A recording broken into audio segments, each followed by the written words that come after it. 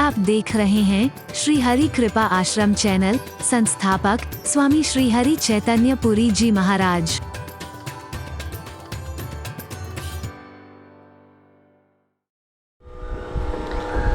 तो श्री राम के गुण समूहों की प्रशंसा करते हुए लोग प्रेम में मग्न हैं और परमात्मा को तो प्रेम ही प्रिय है। और सकारात्मक सोच हमारे प्रेम को और बढ़ाती है, पॉजिटिव थिंकिंग हमारे प्यार को और बढ़ाती है।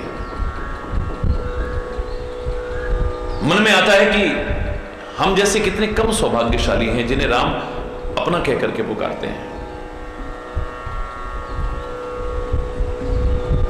परमात्मा का भक्त कभी अभिमान नहीं करता है, क्योंकि अभिमान और भगवान एक साथ नहीं रह सकते हैं। लेकिन परमात्मा मेरे हैं, सदगुरु मेरे हैं, स्वामी मेरे हैं, ऐसा अभिमान तो वो बहुत गर्व से करने की कोशिश करता है। अभिमान नहीं करता है रूप का, जाति का, धर्म का, पद का, धन का, शक्ति का, सामर्थ्य का, और किसी चीज का अभिमान नहीं करता है। वो तो अवधवासी कहा करते थे, अस अभिमान जाए जन भोरे। ऐसा अभिमान तो हमारे अंदर से कभी जाए ना कि राम जैसे हमारे स्वामी हैं और हम उनके सेवक हैं। श्री राम की सेवा का हमें अवसर मिला, कौन है हमारा, यह अभिमान तो हमारा कभी जाना ही नहीं चाहिए और हमें उसके अनुकूल भी बनना चाहिए। मैंने आपसे कहा था कि मद नहीं करना चाहिए, लेकिन करो भी तो श्रेष्ठ मद करो, निकृष्ट मद मत करो। निकृष्ट और श्रेष्ठ अभिमान में, मद में क्या फर्क है? ये दुनिया मेरी है, ये संपत्ति मेरी है, ये जायदाद मेरी है, ये लोग मेरे हैं, ये परिवार मेरा है, ये मेरा है, वो मेरा है, ये निकृष्ट मद है। ये नीचे ले जाएगा आपको। तो दुनिया का मालिक मेरा है, सदगुरु मेरा है, ये श्रेष्ठ मद है।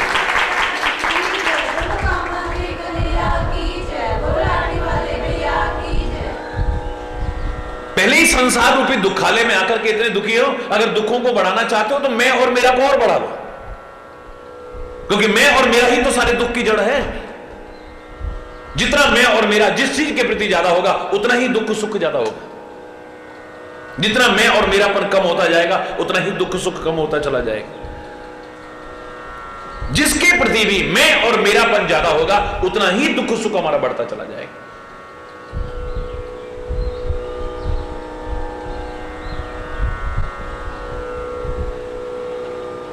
मेरे शरीर को कुछ हो जाए, मुझे और दुख होता है। मेरे बेटे को कुछ हो जाए, कितना दुख होता है। मेरे परिवार में किसी को कुछ हो जाए, उतना मैं मेरापन कम होता जाएगा, उतना दुख नहीं होगा। मेरे गांव में किसी को कुछ हो गया और कम होगा। मेरे राज्य में, मेरे देश में, दुनिया में कितने लोगों को क्या कुछ हो जाता है, कितने दुखी होते हो। मेरी शादी है, कितना खुश होता हूं। मेरे बेटे की शादी है, जितना मैं और मेरापन होगा उतनी खुशी हो। मेरे परिवार में किसी की यहां शादी है, कितनी खुशी होती है। मेरे गांव में कितनों के यहां शादी है, कितनी खुशी होती है। देश में कितनी शादियां होती हैं, दुनिया में कितनी शादियां होती हैं। कितने लड्डू बांटते हो, कितनी बधाइयां गाते हो, कितने नाच करते हो। मैं और मेरापन जितना ज्यादा होगा, दुख और सुख उतना ज्यादा होगा, और मैं और मेरापन जितना कम होता चला जाएगा, उतना ही दुख और सुख आपका कम होता चला जाएगा। तो कई लोग तो मूर्खता के कारण इस संसार को, संसार के लोगों को, संसार के धन संपत्ति पदार्थों को मेरापन जोड़ करके और दुखी होते जाते हैं। मैंने कहा था ना, 5 तरह के लोग हैं। मैं और मेरापन दुख का कारण है, और इसको भी इतना बढ़ा लेंगे कि अति दुखी होंगे वे, रात दिन सब कुछ होते हुए भी दुखी। हर खुशी के साधन होते हुए, हर सुख के साधन होते हुए फिर दुखी। इतना मैं और मेरापन बढ़ा लिया है। कितना बढ़ा लिया है? 5 तरह के लोग हैं। खोजना हम कौन से हैं। मेरा सो मेरा, तेरा भी मेरा। हरि बोल। मेरापन दुख का कारण है, पर इसको इतना बढ़ा लेंगे, मेरा सो मेरा, तेरा भी मेरा। तेरे पे भी निगाह है, वो भी मेरा हो जाए। हरि बोल।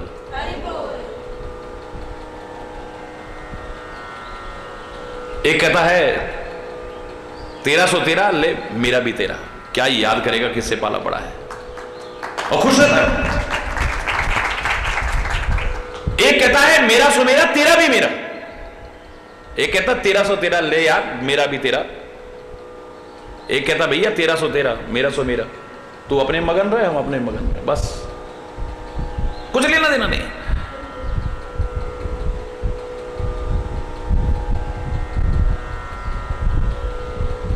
एक आपस में इतना प्यार करते हैं, मेरा सो तेरा तेरा सो मेरा, तेरे को जरूरत पड़े मुझसे ले ले, मुझे आवश्यकता पड़ेगी तेरे से ले लूंगा, इतना आपस में प्यार है। देत लेत मन शंक न करहीं, जो रामायण में लिखा है, देने लेने में कोई शंका नहीं है, तेरे को आवश्यकता है मुझसे ले ले, मेरे को आवश्यकता होगी तेरे से ले ले, इतना आपस में प्यार है।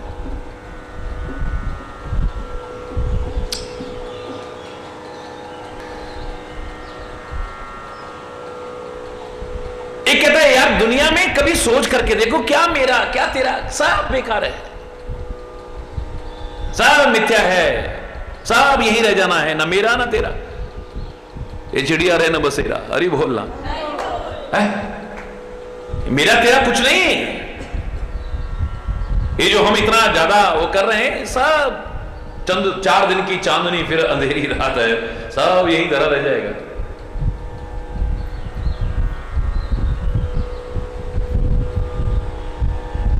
तो 5 तरह के लोग हैं। एक इतना दुख बढ़ा लेते हैं कि मेरा सो मेरा तेरा भी मेरा, तेरे को भी अपना समझने की कोशिश करता हूं। हां, कहीं सहायता करने की आवश्यकता हो, किसी की मदद करने की आवश्यकता हो, किसी का सहयोग करने की आवश्यकता हो, तो फिर मेरेपन को इतना बढ़ा लो कि तुम्हें भी अंदर से खुशी होगी कि तेरे बच्चे भी मेरे बच्चे हैं, इनको पहनाऊंगा तो मुझे लगेगा कि मैंने अपने बच्चों को पहनाया है, इनको खिलाऊंगा तो मुझे लगेगा कि अपने बच्चों को खिलाया है। अच्छी तरफ बढ़ाएं या तो, पर जो दुख का कारण मेरा है इसको बढ़ाने की कोशिश मत करो। अगर मेरापन जोड़ना ही है तो जोड़ो ना, ये दुनिया से क्या, दुनिया के मालिक से जोड़ो, सदगुरु से जोड़ो, अपने संतों से जोड़ो, महापुरुषों से जोड़ो। ये दुख का कारण नहीं बनेगा, दुख का निवारण बन जाएगा। ये दुख का कारण नहीं बनेगा, दुख का निवारण बन जाएगा।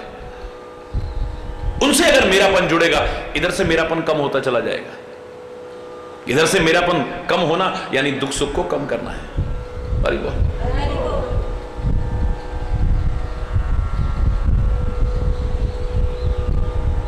भक्त कभी भी मद अगर करना ही होगा तो निकृष्ट मद नहीं करता है, श्रेष्ठ मद करता है।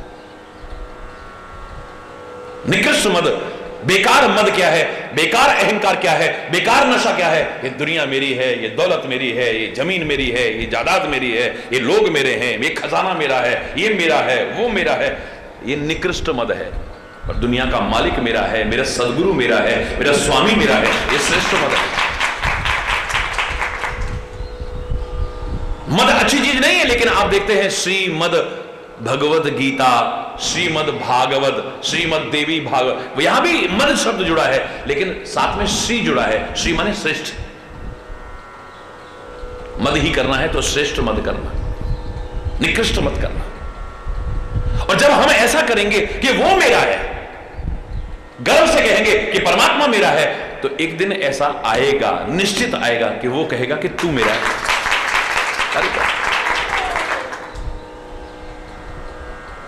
हम सम पुण्य पुंज जगत हो रे, जिनहि राम जानत कर मोरे, जिनहि राम जानत करि मोरे। हम जैसे सौभाग्यशाली कितने कम होंगे, पुण्यों के भंडार कितने कम लोगों के पास इतने होंगे कि राम हमें अपना कह करके पुकारते हैं। कितना बड़ा सौभाग्य। और ये सोच करके प्रेम मगन ते ही समय, सब प्रेम में मग्न है। सकारात्मक सोचोगे तो प्रेम में मगन होगे, रात दिन प्रेम में मस्त रहोगे, प्रेम बढ़ेगा आपका, कभी कम नहीं होगा। देखा हमसे तो प्यार करते नहीं, देखा हमारे पर तो कृपा है ही नहीं, देखा, अगर यही रोते रहोगे तुम्हारे मन में प्यार नहीं बढ़ेगा कभी भी। सकारात्मक सोच हमारे प्रेम को बढ़ाती है और हमें प्रेम में मगन रखती है, मगन रहते हैं। हाय कितने बड़े हम सौभाग्यशाली हैं, कितने बड़े सौभाग्यशाली हैं, कितने बड़े सौभाग्यशाली हम अपने भाग्य की सराहना करते हैं। परमात्मा का हाथ हमें मिल रहा है, परमात्मा का साथ हमें मिल रहा है, परमात्मा की कृपा हमें मिल रही है, परमात्मा का प्यार हमें मिल रहा है। इससे बड़ा सौभाग्य और हमारा क्या होगा?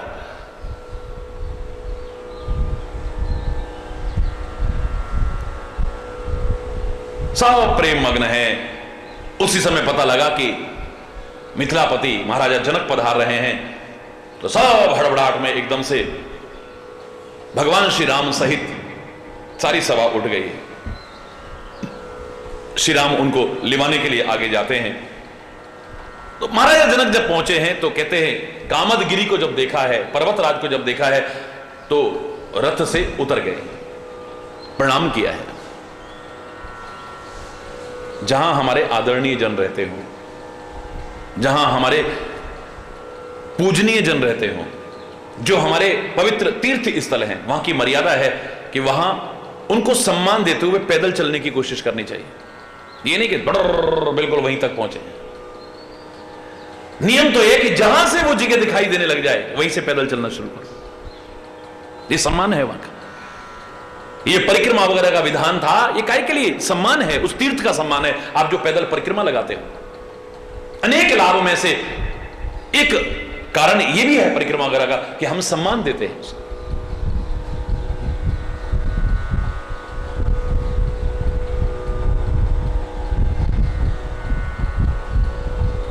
भगवान श्री राम जब वन यात्रा में आ रहे थे, तुलसी ने कितना प्यारा लिखा कि जैसे ही गंगा जी दूर से दिखाई दी है, रथ त्याग दिया है, तुरंत पैदल उतर गए।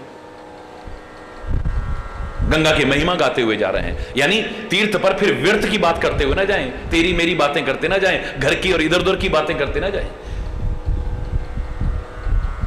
तीर्थ में जाकर के जो अपराध है वो अनंत गुना होकर के हमको नुकसान पहुंचाने वाला होगा, याद रखें। तीर्थ में जाकर के जब हम पुण्य करते हैं तो अनंत गुना होकर के फलीभूत होता है। वही घर में हम जाप करें तो हमारे शास्त्र कहते हैं तीर्थ में जाकर के जाप करो, अनंत गुना फल मिलेगा आपको। घर में दान पुण्य करें, तीर्थ में जाकर के अनंत गुना फल देगा। जब पुण्य हमें अनंत गुना फल देगा तो पाप करेंगे तो वो भी अनंत गुना ही हमको नुकसान पहुंचाने की कोशिश करेगा। तो हमसे किसी प्रकार का कोई पाप ना हो जाए, हमसे कोई अपराध ना हो जाए, मन से ना हो जाए, वचन से ना हो जाए, कर्म से ना हो जाए, तीर्थ में रह करके। उसका फल ऐसा होगा, पेड़ ऐसा होगा कि काटते काटते थक जाएंगे। भगवान राम तीर मारे जा रहे हैं, सिर कट रहे हैं रावण के, फिर से सिर पैदा हो जाते हैं। तो तुलसीदास उस समय क्या लिखते हैं, सुनो। काट ही पुनि बाढ़ ही नए, जिमि तीरथ कर पाप।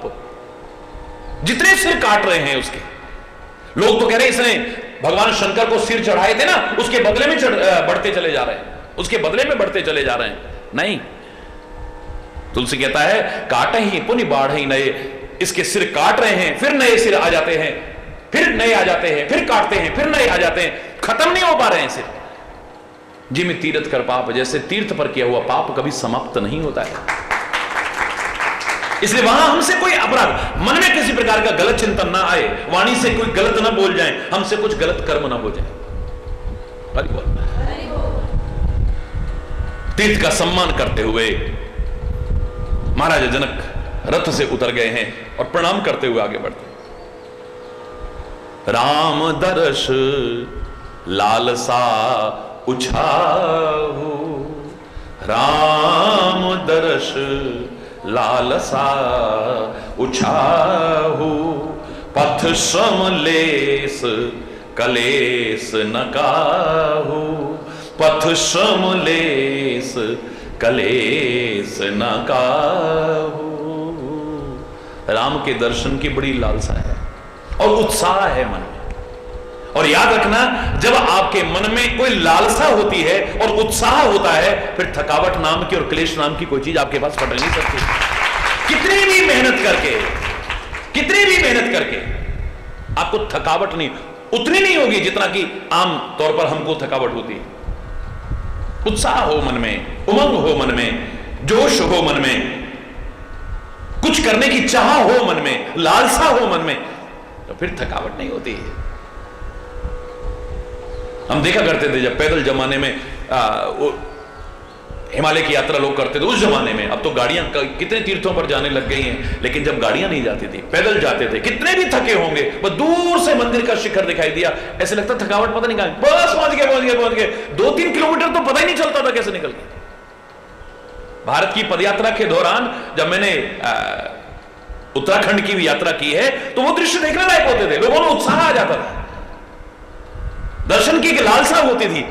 कितने भी थके हुए पहुंचे हैं, बोले नहीं पहले अब दर्शन करके, अब तो तभी विश्राम करेंगे भैया, पहले दर्शन करेंगे फिर कुछ अन्न जल ग्रहण करेंगे, तब तो कुछ नहीं। अब गाड़ियां जाती हैं, ऐसा करते हैं पहले होटल में कमरा ढूंढते हैं, या तो पहले बुक करके जाएंगे या ढूंढ लेते हैं, फिर थोड़ा फ्रेश होते हैं, फिर चाय वाय पी के आराम से चलेंगे ना, दर्शन जल्दी करेंगे। कौन सा मंदिर भागा जा रहा है? अरे बोलो, जोर से बोलो ना, है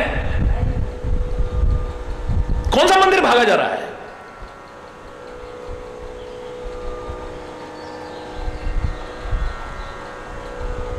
उत्साह हो हमारे मन में, लालसा हो हमारे मन में, ना तो रास्ते की थकावट लगेगी। अगर उत्साह नहीं है, कोई जबरदस्ती आपको लेके आया, मान लो चलो भाई कामा महाराज जी के पास चलते हैं, अरे इतनी दूर, हे भगवान तुम कैसे जाते होगे, हे भगवान रास्ता भी कैसा है, हे भगवान तुमने भाई कहां ढूंढे गुरुजी? हरि बोल। ये बात अलग है कि यहां आकर के वो मगन हो जाए, उसी का जाने को मन न करे, अलग बात, अलग बात। लेकिन मन में जब उत्साह है, तो आप देखते हो देश के किस कोने से लोग यहां नहीं आते हैं, बाहर कहां से नहीं। अब तो फिर भी सड़कें थोड़ी बन गई, बिल्कुल रास्ते नहीं थे, कुछ नहीं थे, और फिर खुश होकर के महाराज जी कहेंगे नहीं बेटा बहुत थक गए होगे, बेटा पहले जल वगैरह ले लो, बेटा विश्राम कर लो। नहीं महाराज जी कुछ नहीं, आपके दर्शन हो गए, बस 3 दिन से चले हुए आते ही उनके चेहरे खिल जाते हैं। क्यों? पथ श्रम लेश मात्र भी पथ श्रम नहीं लगेगा, रास्ते की थकावट नहीं लगेगी, कलेश न का, और मन में किसी प्रकार का कोई कलेश नहीं होगा।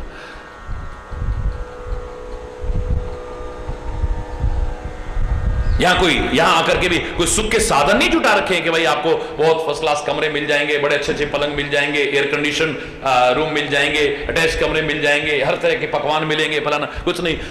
जैसे तैसे रहते हो, रूखा सूखा वो खुद बना करके खाते हो, खुद सफाइयां करते हो, खुद सारा काम करते हो, फिर भी आपका प्यार देखते बनता है। ये एक दर्शन की लालसा है, एक मन में उत्साह है। लोग केदारनाथ जा रहे हैं, बद्रीनाथ जा रहे हैं, अमरनाथ जा रहे हैं, हेमकुंड साहब जा रहे हैं, वहां पर जा रहे हैं, वहां पर जा रहे हैं, कैलाश मानसरोवर जा रहे हैं, कोई थकावट नहीं, और जय जयकार करते हुए जा रहे हैं, कोई थकावट नहीं उनको। परिक्रमा लगा रहे हैं 21 किलोमीटर की, 7 कोस की परिक्रमा लगा रहे हैं, और हंसते हंसते जय जयकार लगाते हुए कर रहे हैं। और उतरा ही नहीं है, बहुत से दंडोती लगाते हैं, दंडवत प्रणाम करते हुए परिक्रमा लगा रहे हैं। कितने कितने महीने लग जाते हैं, कितने कितने साल लग जाते हैं लोगों को, फिर चेहरे पर कोई उदासी नहीं है।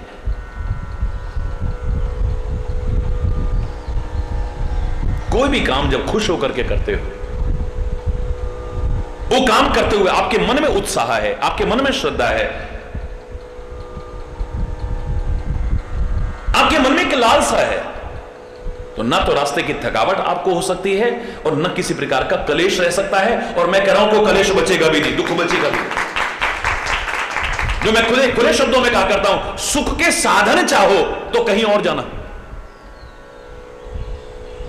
सुख का मार्ग और प्यार चाहो तो मेरा दर खुला है, खुला ही रहेगा। अरे वो प्यार चाहो तो यहां हो, सुख का मार्ग चाहो बेधड़क चले आओ, और अगर सुख के साधन चाहो तो सोच के आना। आओ स्वागत है आपका, लेकिन सोच के आना। सारे विश्व के लोगों से कहा करता हूं मैं, हरि बोल।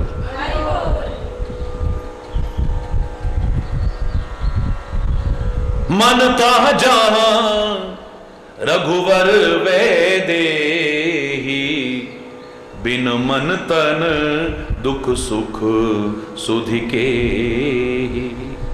अब मन तो लगा हुआ है वहां जहां राम जी हैं। जब जनकपुर से चले तब से दिमाग में यही है, राम जी से मिलना है, राम को देखना है, जंगल के कष्ट उठा रहे भाई राम जी कैसे होंगे, अपना कष्ट किसको याद है, मन तो वहां लगा हुआ है। अनुभूति तो मन ही करेगा ना, और मन कोई 10-20 नहीं है, एक ही तो है। वो मन जब उधर लग गया है तो दुख सुख का अनुभव कौन करेगा? उधो मन ना भये 10-20। अरे उधो जब ज्ञान सिखाने लगा, अरे ब्रह्म की आराधना करो, भगवान की आराधना, ये क्या जो बन बन में गाय चराता था उस कन्हैया का नाम रट रट करके, और उस कन्हैया का जो तुम्हें जाकर के भूल चुका है, अब उसका नाम रट के क्या मिलेगा तुम्हें? इतना भगवान को याद करो ना।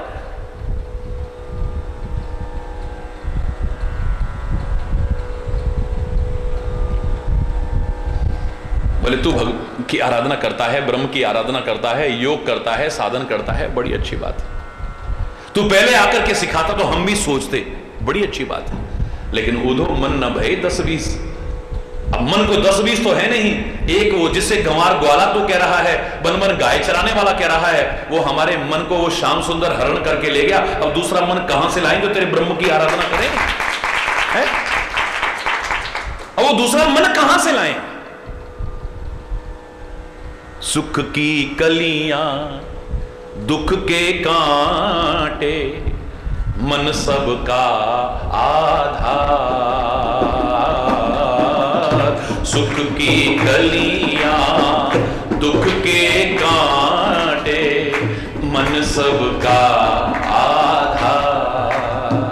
मन से कोई बात छिपे ना, मन के नयन हजार। मन से कोई बात छिपे ना, मन के नयन हजार। जग से कोई भाग ले चाहे, जग से कोई भाग ले चाहे, मन से भाग ना पाए।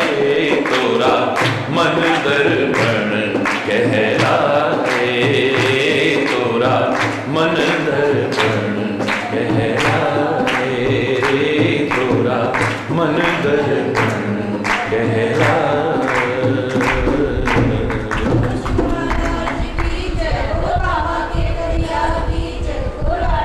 अब जब से चले हैं, मन तो वहां है जहां राम और सीता है। अब रास्ते की थकावट का, रास्ते के कष्टों का अनुभव कौन सा मन करे? एक ही तो मन है। अगर परमात्मा के चरणों में आकर के भी, गुरु के चरणों में आकर के भी, सत्संग में आकर के भी, तीर्थ में आकर के भी मन अगर कहीं और लगा रहा तो हरि बोल। क्योंकि मन तो तुम शरीर से आ सकते हो, सब कुछ छोड़ करके आ सकते हो, लेकिन मन को तो छोड़ के नहीं आए ना। इस मन में तो वही गंदगी भरी हुई है, मन में तो वही विकार भरे हुए हैं, मन में तो वही अगर भरा हुआ है, तो फिर वहां आकर के भी आप उस लाभ से वंचित रह जाओगे। हिमालय की गंदरा में भी चले जाओगे, तुम अपनी तरफ से दुनियादारी छोड़ के आ गए हो, लेकिन मन को तो छोड़ के नहीं आए। वहां भी सारे के सारे विकार घेरे हुए हैं जो मन के अंदर विद्यमान है। इन सारी समस्याओं की निजात एक ही चीज से मिल सकती है कि मन जिसकी अमानत है उसके हवाले कर दो, फिर देखो। और मन परमात्मा की अमानत है, मन सदगुरु की अमानत है। जब तक मन उनमें नहीं लगाएंगे तब तक सांसारिक दुखों से, क्लेशों से छुटकारा होने वाला नहीं, अमन चैन मिलने वाला नहीं है, सुकून मिलने वाला नहीं, शांति मिलने वाली नहीं। सब कुछ पालोगे लेकिन ये नहीं पा सकोगे। रास्ते की कोई थकावट ही नहीं, इतना लंबा चल करके आए और विश्राम भी नहीं किया रास्ते में, कहीं पे भी, कहीं रास्ते में कोई विश्राम नहीं किया है, जनकपुर से लेकर के यहां तक। बताइए, पर पथ श्रम लेश कलेश न काहू। और एक को नहीं, किसी को भी रास्ते की कोई थकावट लेश मात्र भी नहीं है और कलेश भी नहीं। क्यों? क्योंकि दुख और सुख को अनुभव तो मन ही करेगा, पर मन तो राम सिया के चरणों में लगा है, उधर ध्यान लगाओ। कहां से मन जब कहीं लग जाता है तो किसी प्रकार का भी कष्ट का अनुभव नहीं होता है। ध्यान जब कहीं लग जाता है तो फिर इन सब का अनुभव नहीं होता है। किसी ने फोन करा फलानी जगह, आधी रात को फोन करा फलानी जगह एक गाड़ी का एक्सीडेंट हो गया है, उसमें तो हमारे वो आ रहे थे, फोन फेंका, सब फेंका, ना चप्पल पहनने का ध्यान रहा, ना जूते पहनने का कोई ध्यान नहीं है, कपड़े भी कैसे हैं कुछ नहीं देखा, जो हम इतना ध्यान रखते थे इन चीजों का। भागेंगे कि नहीं भागेंगे बोलो? भाग दिए। 10 कदम भी गाड़ी के बिना चलना पड़ता था, हमें मुसीबत लगती थी, और अब भागे जा रहे हैं, रात में कोई साधन नहीं है, पैदल भागे जा रहे हैं, भागे जा रहे हैं कई किलोमीटर जाकर के, तब वहां जाकर जहां एक्सीडेंट हुआ वहां पहुंचे, वहां पर देखा वो ठीक ठाक है, बड़ी शांति मिली। अरे हमारे तो बहुत घबराहट हो गई थी, बड़ी चिंता, तुम भी इसी गाड़ी में आ रहे हो, हमने सुना इसका एक्सीडेंट, हमारी तो जान निकल गई थी। ध्यान वहां लगा था, अब कोई थकावट नहीं है, किसी प्रकार की कोई लाज शर्म नहीं है, कैसे भाग रहे हैं पता ही नहीं है, लोग सोच रहे हैं क्या हो गया क्या हो गया, लेकिन हमारा ध्यान ही नहीं हम लोगों की तरफ भी। ध्यान वहां लगा है, मन वहां लगा हुआ है।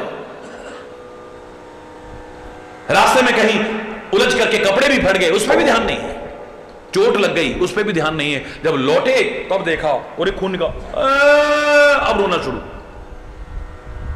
इतने घंटे तक पता भी नहीं है कि चोट लगी है, खून बह रहा है, ना रोना ना धोना ना दर्द ना वर्द, अब सारा दर्द भी अनुभव हो रहा है, दुनिया भर का वो भी है, अब रोना धोना शुरू कर दिया। बोल,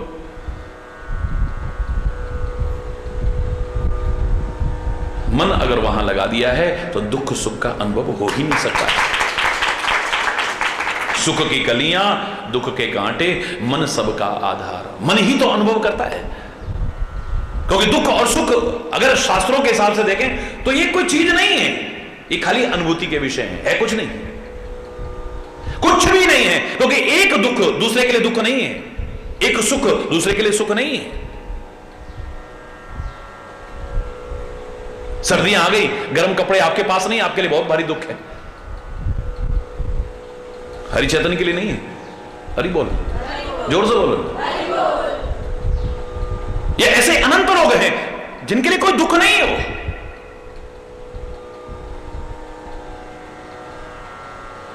आपको कहीं से थोड़ा सा बोनस बढ़ गया या थोड़ी सी तनख्वाह मिल गई या आपकी फसल की थोड़ी रकम बढ़ गई, बड़े खुश हैं, एक के लिए कोई खुशी नहीं है। ये सब क्या है? अरे क्या है, एक ही चीज, एक के लिए बहुत भारी खुशी है, दूसरे के लिए नहीं।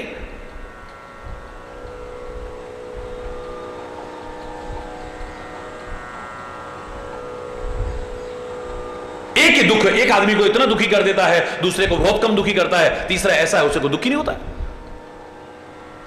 एक आदमी जरा से दुख में इतना दुखी हो जाएगा, जरा सा सिरदर्द मार तूफान मचा दिया है, जमीन आसमान में उड़ा, सारा एक कर रखा है, बिल्कुल घर आसमान में उठा रखा है, बिल्कुल अल्लाह बोला सिरदर्द हो रही है, सिरदर्द हो रही है। एक ऐसे ऐसे भी हैं, बताइए ऑपरेशन करके भी भाग रहे हैं, क्यों? मन तो लगा महाराज जी की तरफ, कहां अनुभव है? हरि बोल है?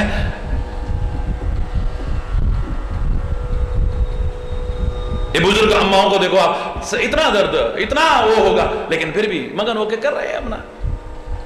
अगर ध्यान वहां लगा है तो, अगर ध्यान वहां लगा रहेगा तो 24 घंटे आ होगा, फिर हरि बोल नहीं होगा। रामकृष्ण परमहंस को गले का कैंसर था, लेकिन एक आंसू नहीं आता था, इतने कितना दर्द होता होगा सोचो। अब एक आदमी के लिए इतना दुख, इतना बड़ा दुख बन जाता है।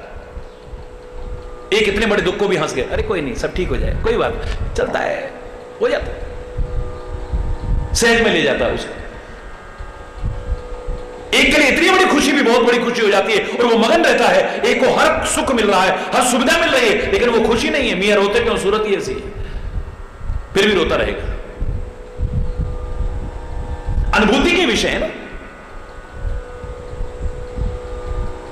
पेड़ की छाया में क्या सुख है, इसे कौन अनुभव करेगा? जो धूप में चल के आया है। अगर धूप में चल के नहीं आया तो पेड़ की छाया में क्या सुख है, इसकी अनुभूति, और अनुभूति के विषय है सुख और दुख। तो एयर कंडीशन बंगले में रह करके भी आदमी दुखी है, उसके मुंह से कभी नहीं निकला कितना मजा आ रहा है। रात दिन एयर कंडीशन बंगले में रह रहा हो, रात दिन आम के बगीचे में रह रहा हो, फिर भी उसके मुंह से कभी नहीं निकला होगा, क्योंकि उसे अनुभूति नहीं है किस सुख में मैं रह रहा हूं, किस आनंद में रह रहा हूं, किस सुविधा में मैं रह रहा हूं, उसे पता ही नहीं है। और एक तेज धूप में चल के आया, एसी नहीं मिला, कूलर नहीं मिला, पंखा नहीं मिला, हाथ का पंखा नहीं मिला, आम का बगीचा नहीं मिला, बस एक पेड़ की थोड़ी सी छाया मिली, उसके नीचे कितना चैन, कितना सुकून मिल रहा है। तरु छाया सुख जानहि सोई, अति आतप व्याकुल जो होई। पेड़ की छाया में क्या सुख है, जो धूप में चल के आएगा उसे अनुभव होगा। और ये अनुभूति के विषय हैं। जब तक अनुभूति ना हो तो दुख और सुख नाम की कोई चीज ही नहीं। दुख और सुख अनुभव के विषय हैं। हर सुख सुविधा के बीच में रहकर के आप कलेश करते हो, लड़ाई झगड़ा करते हो, हर टाइम मन में उदास से बने रहते हो, एक झोपड़ी में रहकर के भी खुश है, इतनी तेज धूप में हल चला करके भी, रूखा सूखा खा करके भी खुश है, वो मगन है, तुम्हारे पास हर सब कुछ है, फिर भी रोते रहते हो। वो फिर भी मस्ती के गीत गा रहा है।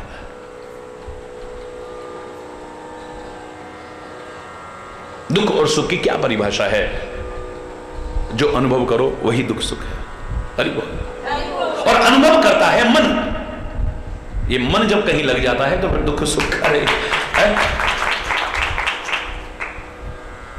हे सीता, आप अयोध्या के सुखों में यहां रह करके बुजुर्गों की सेवा भी करना, और यहां कितनी सुख सुविधाएं हैं। और कभी मन ना लगे तो कभी जनकपुर चले जाना, वहां भी हर सुख सुविधा है। जंगल में तो कष्ट ही कष्ट हैं, अपार दुख है, वहां कष्ट हैं दुनिया भर के। बोले प्रभु, मन तो आपके चरणों में लगा है, उनसे दूर रहकर के ये सुख भी दुख जैसे लगेंगे, और आपके साथ रहकर के वो दुख भी मुझे सुख जैसे लगेगा। ये तो अनुभूति का विषय है ना। जंगल के कष्ट भी आनंद दे रहे हैं, और राम से अगर दूर रहना पड़ता, मन वहां लगा हुआ है, तो वो राज्य के सुख भी आनंद ना देते। घर की सुख सुविधाओं को छोड़ करके मैं देखता हूं यहां लोग ऐसे रहते हैं और मगन है वो, और बहुतों के घर में खाने को भी ठीक से नहीं होगा। यहां हर चीज साधन भी मिले तो भी उनका मन वहीं लगा रहेगा, क्योंकि मन वहां है। यहां उनको क्या आनंद है, क्या सुख है, उनको पता नहीं है। एक कौवे को कीड़े खाने में ही आनंद आता है, उसको मानसरोवर में पहुंचा दो, वो क्या समझेगा मानसरोवर क्या होता है? वो तो हंस ही समझ सकता है जो मोती चुग चुग के खाता है। जिसको गंदगी खाने की आदत पड़ चुकी है वो वही मुंह मारेगा, उसको वहां आनंद नहीं आएगा। सुअर के सामने आप 36 तरह के पकवान रख दो, मेवा मिष्ठान रख दो, उसे वो मजा नहीं आएगा जो गंदगी खा करके आनंद आ रहा है उसको। तो ऐसे बहुत से, क्योंकि संसार में 3 तरह के लोग हैं। हरि बोल। जिसका आगे अभी यहां वर्णन करेंगे। वो 3 तरह के लोग कौन हैं? विषयी, साधक, सिद्ध सयाने। विषयी, एक तो विषयी लोग हैं जिनको विषय भोगी अच्छे लगते हैं, जो रिश्ते नाते संबंध विक सब का नाश मार के रख देते हैं, जिसे अच्छे बुरे की पहचान नहीं है, सही गलत की पहचान नहीं है, जानवरों से बदतर जीवन जीते हैं। जो उनके लिए विषय भोगी ही सब कुछ है, वही आनंद सब कुछ है। बस कोई लोक लाज मर्यादा हया शर्म सब खत्म कर बैठते हैं, अनुचित कर बैठते हैं, अनर्थ कर बैठते हैं। 3 तरह के लोग हैं। एक होते हैं विषयी, दूसरे होते हैं साधक जो साधना करते हैं, और एक साधनावस्था को पार करते करते सिद्धावस्था तक पहुंच चुके हैं, वो सयाने लोग हैं। तो 3 तरह के लोग आपको इस रामचरितमानस में भी नजर आ जाएंगे। जो मैंने कहा था हरि चैतन्यपुरी को इस रामचरितमानस में 3 पुरी नजर आई हैं। एक लंकापुरी है, एक जनकपुरी है, एक अवधपुरी है। लंकापुरी विषयी लोगों की नगरी है, विषय भोगों में ही मगन है। बस हरि बोल। विषय वासनाओं में ही मगन है, भोग लिप्साओं में ही लगे हुए हैं। उसके पीछे अधर्म करेंगे, अत्याचार करेंगे, अन्याय करेंगे, उनका कोई एहसास नहीं। उन्हें कहां फल भोगना पड़ेगा इसका भी एहसास नहीं है। दूसरों को सताते हैं, दूसरों को रुलाते हैं, पर अपने मगन रहते हैं। हरि बोल। तो 3 तरह के विषयी और दूसरे हैं साधक। तो साधक कौन है? अवधपुरी के लोग हैं। राम दर्श हित लोग सब करत नेम जप जोग, जो साधना करते हैं पूरी। हालांकि साधना से ही वो मिलेगा ऐसा नहीं है, वो तो बिना प्रेम के मिल नहीं सकता है, लेकिन प्रेम के साथ साथ फिर साधना परिपूर्ण जीवन जीते हैं। विषयी लोगों में से एक नहीं बचा, एक दिन सब खत्म हो जाते हैं, याद रखना। साधक लोगों के जीवन पर कोई संकट नहीं आ सकता है। राम के लिए जब से साधना करनी शुरू की, अयोध्या में एक भी आदमी मरा हो, एक उदाहरण किसी रामायण में ढूंढ के दे, हरिचंद्र गुलाम हो जाएगा उसका। हरि बोल। साधना हमारी आयु को बढ़ा देती है।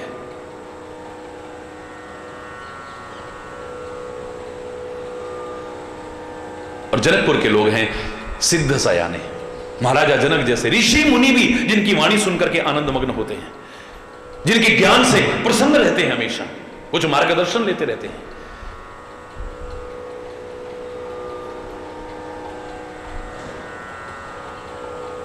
तो मन विषय भोगों में लगाया है तो भगवान की तरफ नहीं लगेगा, मन साधना में लगाया है तो भगवान की तरफ लगेगा। क्या भगवान को भी पा करके दिखा दें, भगवान को भी अपना बना के दिखा दें, या भगवान के अपने बन जाए, बहुत बड़ी बात नहीं है। तभी तो अवधपुरी में राम प्रकट होता है, जहां साधना परिपूर्ण जीवन है और प्रेम है,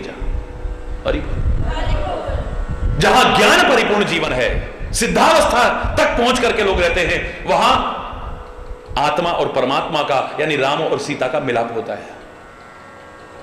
और जहां विषय परिपूर्ण जीवन जीते हैं, भोग वासनाओं में ही जीवन जीते हैं, ऐसी लंकापुरी के पास आया हुआ राम भी लंका में प्रवेश नहीं करता है। विभीषण के लाख प्रार्थना करने पर भी फिर चरण डालने नहीं जाता है वहां तक। हरि बोल।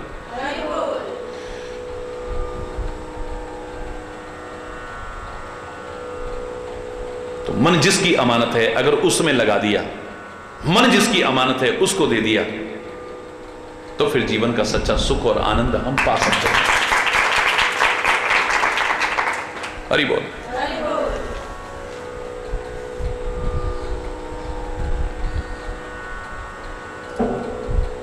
बिल्कुल प्रेम में मिलकर के सब आपस में मिलने लगे हैं। जनक ने भी मुनिजनों के चरणों में प्रणाम किया है, रघुनंदन ने भी ऋषियों के चरणों में प्रणाम किया है, और भाई सहित फिर जनक जी को लेकर के चित्रकूट की तरफ चल दिए, आश्रम की ओर चल दिए। आश्रम कैसा है? आश्रम सागर शांत रस, बोलो, शांत रस से परिपूर्ण, जैसे समुद्र हो। पूर्ण पावन पाथ सेन मनो करुणा सरित लिए जाहि रघुनाथ। ऐसे लग रहा है जनक जी करुणा की नदी आ गई है, और स्वयं राम उस आश्रम रूपी शांत सागर में करुणा की नदी को लेकर के जा रहे हैं।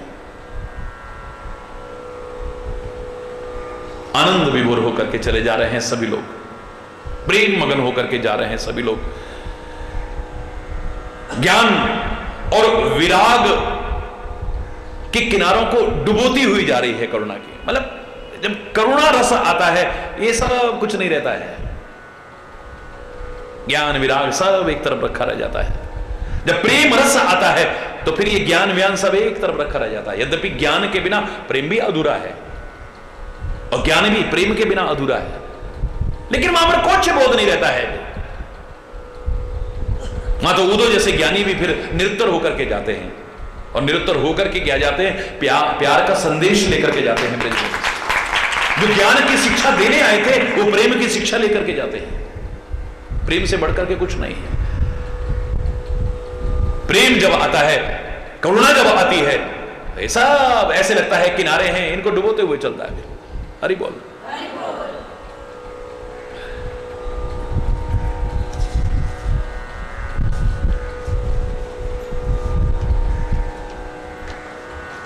दोनों समाज शोक में मग्न हैं।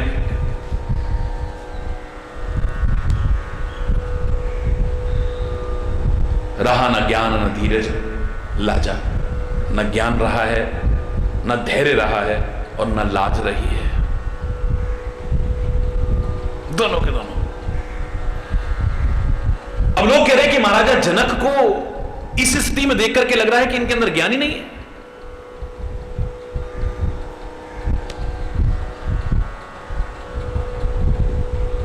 महाराजा दशरथ की मृत्यु हो गई है, ये हो गया है, ये रोना, ये धोना, ये सब ऐसे ज्ञानियों के से अच्छा नहीं लग रहा है। विचारशील कहते हैं महाराजा जनक इन बातों से नहीं, राम के प्रेम में सब कुछ भूल गए हैं, वो तो उनके प्यार में मगन हैं।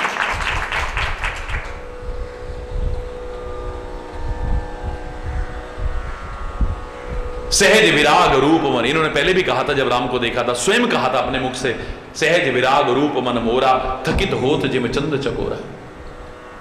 मेरा मन सहज वैराग्य रूप है, जहां कभी योग वियोग, सुख दुख, हानि लाभ, जीवन मृत्यु, अनुकूलता प्रतिकूलता का कोई प्रभाव नहीं पड़ता है, स्वाभाविक वैराग्य स्वरूप है। लेकिन इनको देख करके आंखें झपकने का नाम नहीं ले रही हैं। जैसे चंद्र को चकोर देखता रहता है, ऐसे देखते रहने को मन कर रहा है। तो हे विश्वामित्र महामुनि, ये कौन है? बताओ ना। मेरे मन में कभी प्यार नाम की चीज नहीं थी, लेकिन आज इनको देख करके इन्हीं विलोकत अति अनुरागा, प्यार नहीं अति प्यार उमड़ रहा है मेरे मन। ऋषि हंसते हैं, बोले प्रेम का अवतार है, ये प्रेम का स्वरूप है, इसे देख करके प्यार पैदा नहीं होगा तो कहां पैदा होगा? परमात्मा प्रेम स्वरूप है, इसको देख करके अगर प्यार पैदा नहीं होगा किसी के मन में तो फिर कहां होगा? पर होगा उसी के मन में जहां सफाई होगी, गंदगी होगी वहां प्यार पैदा नहीं होगा। मैं बता रहा हूं, फिर वो कौवे की तरह वो कीड़े मकोड़े खाने के लिए उधर ही मुंह मारेगा। अरे तो गंदगी में ही ध्यान लगाएगा, वो अच्छाई में ध्यान नहीं जाएगा उसका कभी। विषयों में, विकारों में, विकृतियों में उधर ही ध्यान जाएगा, कभी भी परमात्मा के ऊपर ध्यान नहीं जाएगा, सदगुरु की तरफ ध्यान नहीं जाएगा, साथ रह करके भी ध्यान नहीं जाएगा। गुणग्राही जब बन जाते हैं, मैंने बताया था आपको एक बार कि कमल के पुष्प पर भौरे दूर से खींचे हुए आएंगे जंगल से, लेकिन मेंढक वहीं रहते हैं, एक तरफ एक बार आकर्षित नहीं हुए कि कमल की कितनी प्यारी खुशबू है, उस खुशबू पर मुग्ध होकर के भौरे दूर से खींचे हुए चले आ जाएंगे, उस पर जान तक कुर्बान कर देंगे। वो साथ रह करके भी उसकी तरफ आकर्षित नहीं हुए कभी। कहावत भी बनी है, मेंढकी को जुकाम हो गया है, वो कभी उसको पता ही नहीं कि क्या खुशबू है, किसके पास, किस सुगंधी के पास रह रहे हो तुम, किस कमल की गंध के पास रह रहे हो, कितना सौभाग्य है तुम्हारा कि तुम्हारे पास में कमल है। वो साथ रह करके आकर्षित नहीं हुए कभी। भौरा दूर से खिंचा हुआ चला आएगा, दूर से खिंचा हुआ आएगा और आकर के उसकी खुशबू पर मगन हो जाएगा। कब शाम हुई पता भी नहीं चलेगा, पंखुड़ियां बंद हुई पता भी नहीं चल जाएगा। लकड़ी में छेद करने की सामर्थ्य है भौरे में, लेकिन कमल की नाजुक पंखुड़ियों को भी नहीं काट पाता है और जान तक कुर्बान कर देता है उसे। एक दूर से चल के आकर के अपनी जान कुर्बान कर देता है, एक पास में रहकर के उसकी तरफ आकर्षित नहीं है। कमल में तो बहुत प्यारी खुशबू है, पर जब तक हमारे अंदर गुणग्राहकता नहीं है, किसी के पास कुछ भी हो हम कुछ ले नहीं सकते हैं। जो मैं बार बार कहा करता हूं, हरि चैतन्य के पास क्या है और कितना है ये इतना महत्वपूर्ण नहीं है, तुम क्या और कितना ले सकते हो ये महत्वपूर्ण है। संतों महापुरुषों के पास क्या है और कितना है ये इतना महत्वपूर्ण नहीं है, तुम क्या और कितना ले सकते हो ये ज्यादा महत्वपूर्ण है। समुद्र के पास जाकर के भी बर्तन अगर आपका छोटा सा हो या अंजलि में लेकर के आओ और उसमें भी अंजलि की उंगलियां ऐसे खुली हुई हो, क्या लेकर के आओगे वहां से? हरि बोलना, जोर से बोलना। समुद्र भरा हुआ है लेकिन तुम्हारा बर्तन ही छोटा सा है, तो संतों महापुरुषों सदगुरु और परमात्मा के दर पर तो जो मिल सकता है, मैं कह रहा हूं दुनिया में ऐसा पात्र ही नहीं बना जो उसे समा सकता है। उनके देने में कमी नहीं, हमारे लेने में कमी है। हमारी झोली छोटी पड़ सकती है, उनके देने में कमी नहीं आ सकती है, पर वंचित रह जाते हैं।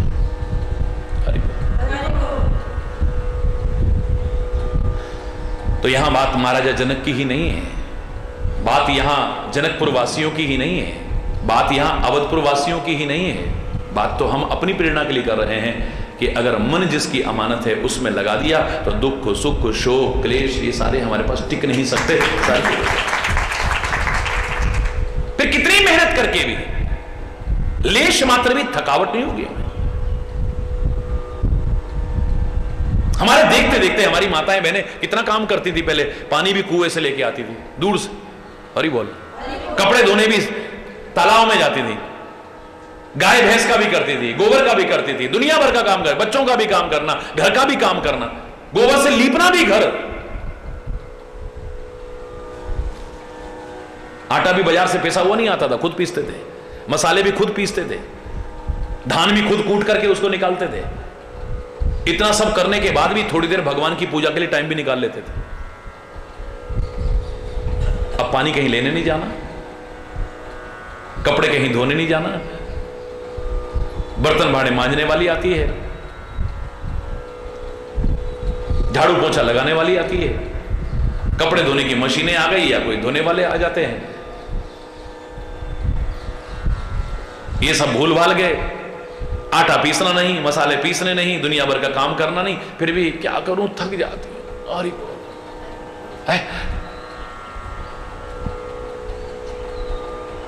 तब इतनी थकावट नहीं होती थी, अब जरा सा काम करके थकावट हो रही है आपको।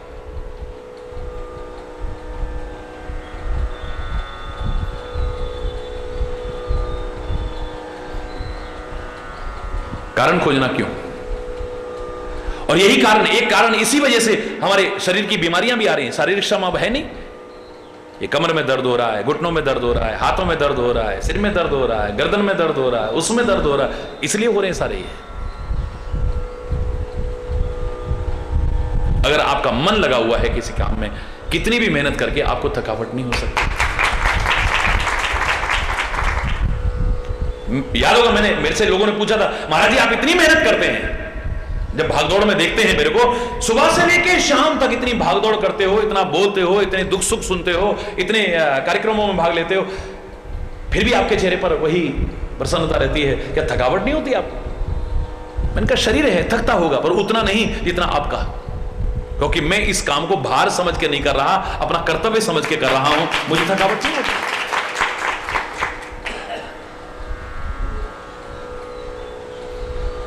आप मन से नहीं करोगे, आपका मन नहीं कर रहा है, तो एक इतना सा काम करना भी आपको भारी लगेगा।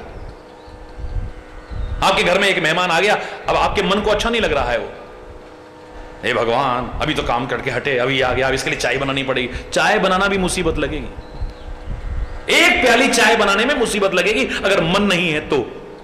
और यहां आश्रम पे देखते हो कोई हलवाई नहीं लगे, कोई कुछ नहीं लगे, हजारों हजारों आदमी का रोज, सारे बच्चे अपने आप खुद भोजन भी बना रहे हैं, सारा काम कर रहे हैं, और फिर थकावट नाम की चीज नहीं, क्योंकि मन लगा हुआ है, इसलिए थकावट नहीं। महाराज जी कहते रहेंगे बेटा थक गए होगे, बेटा रहने दो, बेटा थक गए हो, मतलब ही नहीं। नहीं महाराज जी, नहीं महाराज जी, नहीं महाराज जी। बच्चे सारा दिन मेहनत कर रहे हैं, सारा दिन सेवा कर रहे हैं, कोई मजदूर नहीं लगे हुए यहां पे।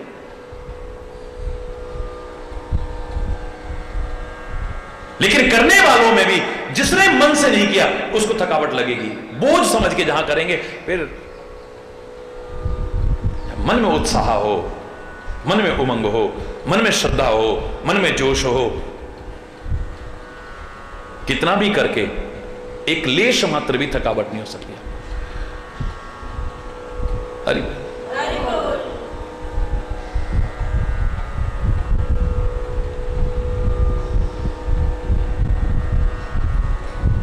3 तरह के लोग,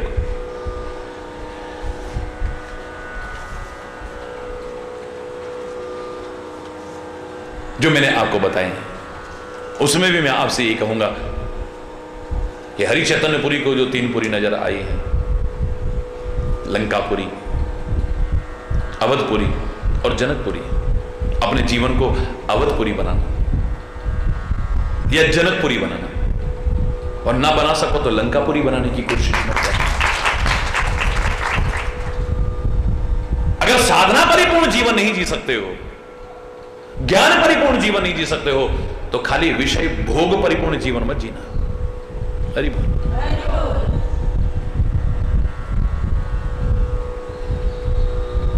फिर ना चेहरे पर प्रसन्नता होगी, ना हृदय में प्रसन्नता होगी। हरि बोल। सच्ची प्रसन्नता अगर पाना चाहते हो, ये प्रसन्नता भी परमात्मा का स्वरूप है, और मैं तो कहूं परमात्मा की सबसे बड़ी प्रार्थना है। मेरे को तो इससे बड़ी प्रार्थना कोई नजर नहीं आई थी। याद करो मैंने कहा था, by being pleasant always and smiling it takes you near to God, near than any prayer. हमेशा प्रसन्न रहना और मुस्कुराते रहना, ये जितना परमात्मा के करीब ला देता है, इतना दुनिया की कोई प्रार्थना नहीं ला सकती।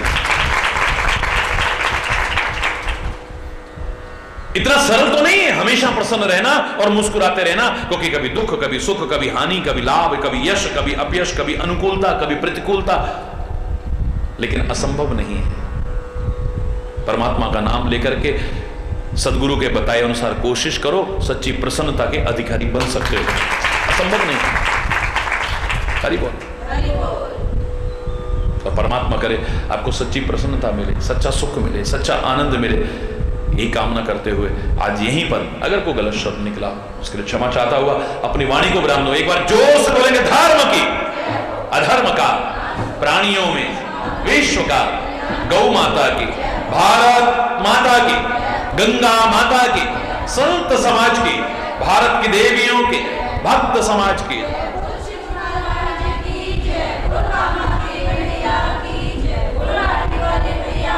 बोलो वृंदावन बिहारी लाल की जय।